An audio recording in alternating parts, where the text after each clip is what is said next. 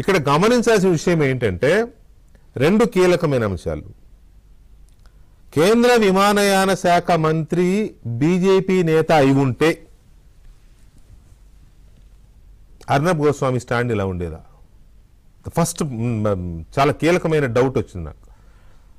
ఎందుకంటే అర్నబ్ గోస్వామి గారు చాలా మంచి జర్నలిస్టు, కానీ ఆయన మీద బలమైన బీజేపీ ముద్ర ఉంది. ఎందుకంటే ఆ ఛానల్ పెట్టింది కూడా బీజేపీ ఎంపీనే. అంటే అక్కడ బీజేపీ నేత ఉంటే, పౌర విమానయాన శాఖ మంత్రిగా బీజేపీ నేత ఉంటే అర్నబ్ గోస్వామి స్టాండ్ ఇలా ఉండేదా అనేది ఒక పాయింట్. తర్వాత ఈ రెండు డిబేట్స్ లో పర్టికులర్ గా దీపక్ రెడ్డి ఉన్న డిబేట్ లో బీజేపీ నేత లేరు. ఎంతకి తెగించారా? పోనీ ఆ రోజు అంటే లేరు, నెక్స్ట్ డే పట్టాభిని పిలిచినప్పుడు కూడా బీజేపీ లేరు. ఇది ఇంకో లాజిక్.